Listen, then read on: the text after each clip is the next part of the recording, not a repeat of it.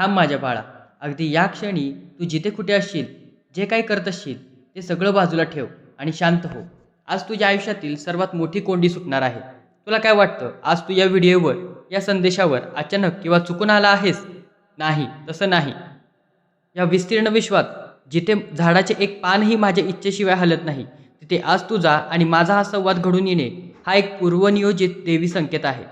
आज स्वामी तुला तुझ्या आयुष्यातील अशा 4 महागोष्टी सांगणार आहेत, ज्या जर तू आज नीट ऐकल्यास आणि समजून घेतल्यास तर उद्यापासून तुझ्या नशिबाचे बंद दरवाजे अशा पद्धतीने उघडतील की अख्खं जग पाहत राहील.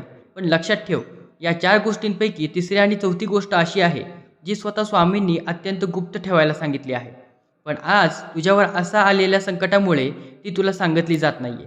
तू जर घाईघाईत हा व्हिडिओ अर्ध्यावर सोडलास तर तुझ्या आयुष्यात येणारी सर्वात मोठी आनंद वार्ता तू स्वतःच्या हाताने गमावून बसशील. तू खूप दिवसांपासून मनामध्ये एक वादळ घेऊन जगत आहेस, होय ना? बाहेरून हसणार तुझा हा चेहरा आणि आतून अश्रू गाळणारं तुझं मन हे जगाला दिसत नसलं तरी मला स्पष्ट दिसत आहे. जर तुला माझ्या शब्दांवर आणि स्वामींच्या सिनावर पूर्ण विश्वास असेल तर याच सेकंदाला पूर्ण श्रद्धेने कमेंट कर, स्वामी समर्थ, माझा तुमच्यावर विश्वास आहे. व्हिडिओला लाईक कर आणि चॅनलला सबस्क्राईब कर. बाळा, तू नेहमी शांत बसून रात्रीच्या अंधारात काय विचार करतोस? माझ्याच वाटेला इतकं दुःख का? मी कधी कोणाचे वाईट केले नाही, कोणाचा हक्क हिरावून घेतला नाही, तरी माझ्याच आयुष्यात अडचणीचे डोंगर का उभे राहतात? माझ्याच वाट्याला हा मानसिक ताण, ही पैशांची चणचण, नात्यांमधील हा दुरावा का येतो?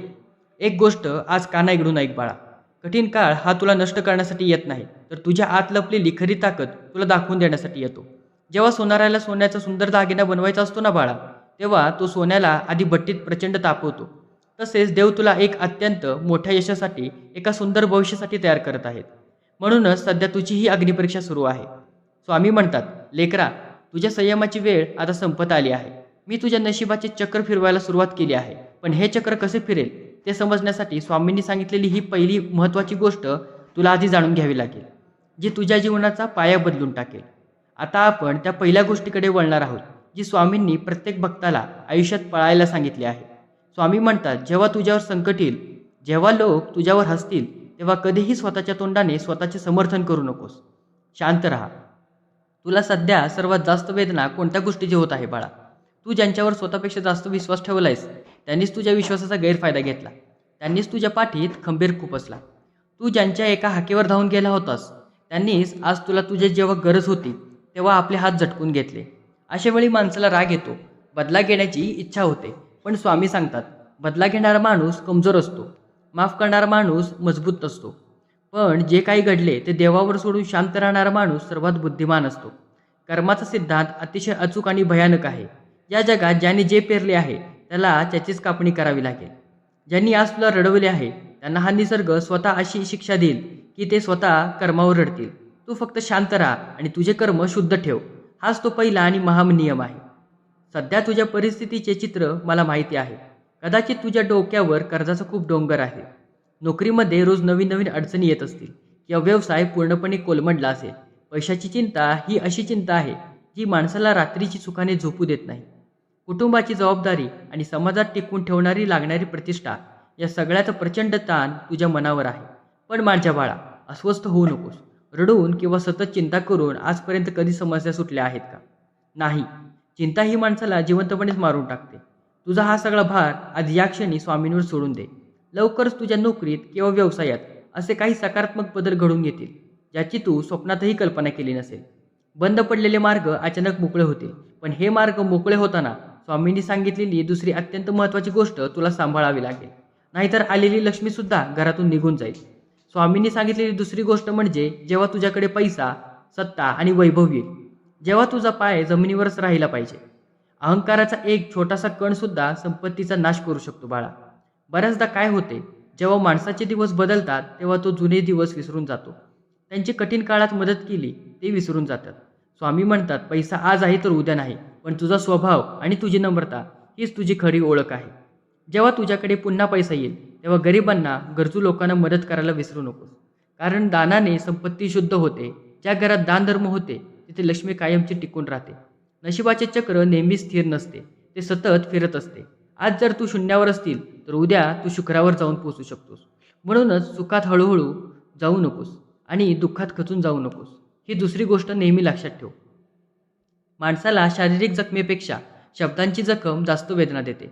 जेव्हा आपलेच लोक आपल्याला टोमणे मारतात, जेव्हा नातेवाईक आपल्या गरिबीची किंवा अपयशाची चेष्टा करतात, तेव्हा ही वेदना काळजाला आरपार चिरून जाते रे बाळा. लोकांनी तुला नावे ठेवली, तुझा अपमान केला, हीच तुझी खंत आहे ना? तुम्हाला जर अशाच माणसांची गोष्ट बोललेल्या जर तुमच्या मनाला लागत असतील आणि तेव्हा तुम्ही स्वामींची आठवण काढत असाल, तर आत्ताच कमेंटमध्ये लिहा, स्वामी मी तुमची कायम आठवण काढतो. पण एक गोष्ट आज नीटपणे समजून घे, स्वतःची किंमत इतरांच्या बोलण्यावरून ठरवू नकोस. लोकांनी तुला नावं ठेवली तरी तुझी खरी किंमत कधीच कमी होत नाही. एक मौल्यवान हिरा जर चिखलात पडला तरी त्याची किंमत कमी होत नाही, तो हिराच राहतो. तू देखील माझ्यासाठी, या विश्वासाठी एक अमूल्य हिरा आहेस. स्वतःवर प्रेम करायला शिक, स्वतःचा आदर कर. आता आपण त्या तिसऱ्या गोष्टीकडे जात आहोत, जी स्वामींनी अत्यंत गुप्त ठेवायला सांगितली आहे. आणि हीच ती गोष्ट आहे जी तुझ्या आयुष्यातील सर्व शत्रूंचा नाश करणार आहे. स्वामींनी सांगितलेली तिसरी गोष्ट अत्यंत गुह्य आणि महत्त्वाची आहे. स्वामी म्हणतात, तुझे पुढील बेत, तुझ्या आयुष्यातील आनंद आणि तुझ्या घरातील गुपिते कधीही, अगदी तुमच्या जवळच्या मित्रालाही सांगू नका. आजकाल माणसाला आपली प्रत्येक गोष्ट जगाला दाखवण्याची सवय झाली आहे. पण लक्षात ठेव, जेवढी तुझी प्रगती गुप्त राहील तेवढी ती जास्त काळ टिकेल. जेव्हा तू तुझ्या योजना लोकांसोबत शेअर करतोस, तेव्हा त्या योजनांचा लोकांची नकारात्मक ऊर्जा नजर लागते. अनेकदा काम पूर्ण होण्यापूर्वीच ते बिघडते. याचे कारण हेच असते, शत्रू फक्त बाहेर नसतात बाळा, अनेकदा आपल्याच लोकांच्या मुखवट्यामागे ते लपलेले असतात. तू प्रगती करतोयस हे पाहून वरून हसणारे लोक आतून जळत असतात. म्हणूनच जोपर्यंत तुझे काम पूर्ण होत नाही तोपर्यंत शांत राहा. जेव्हा यश मिळेल तेव्हा हे जगाला आपोआप दिसेल.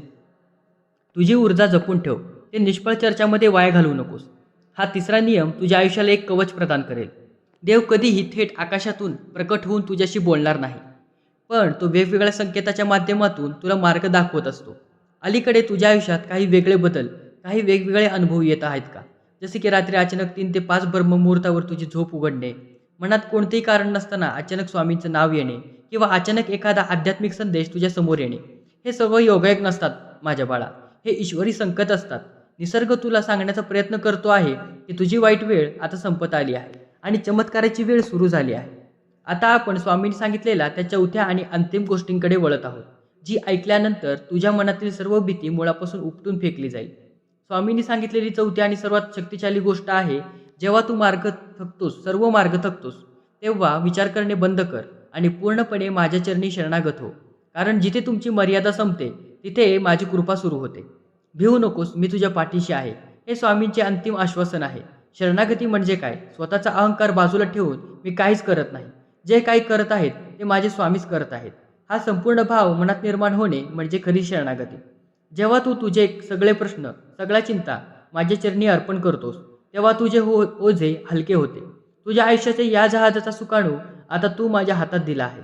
त्यामुळे वादळे कितीही मोठी आली, संकटे कितीही भयानक वाटली, तरी घाबरू नकोस. मी त्या वादळाला शांत करीन आणि तुला सुखरूप किनाऱ्याला लावेन. कधी कधी तुझ्या घरात विनाकारण कटकटी होतात, नात्यांमध्ये तणाव निर्माण होतो, पैशांची आवक असूनही घरात पैसा टिकत नाही, मुलांच्या भविष्याची तुला सतत काळजी असते. स्वामी म्हणतात, ज्या घरात माझे नामस्मरण होते तिथे कोणतीही नकारात्मक शक्ती टिकू शकत नाही. रोज संध्याकाळी घरात एक दिवा लावा, कापूर जाळा आणि संपूर्ण घरात स्वामी समर्थांचा मंत्र किंवा तारक मंत्राचा गजर करा. या मंत्राच्या ध्वनी लहरींमध्ये इतकी ताकद आहे की ती घरातील सर्व वास्तुदोष आणि नकारात्मकता एका क्षणात नष्ट करून टाकतात. मुलांची काळजी करणे सोडा, त्यांना योग्य संस्कार द्या आणि त्यांचा सांभाळ माझ्यावर सोपवा. मी त्यांच्या पाठीशी खंबीरपणे उभा राहीन. घरात एकामेकांबद्दल आदर आणि प्रेम ठेवा.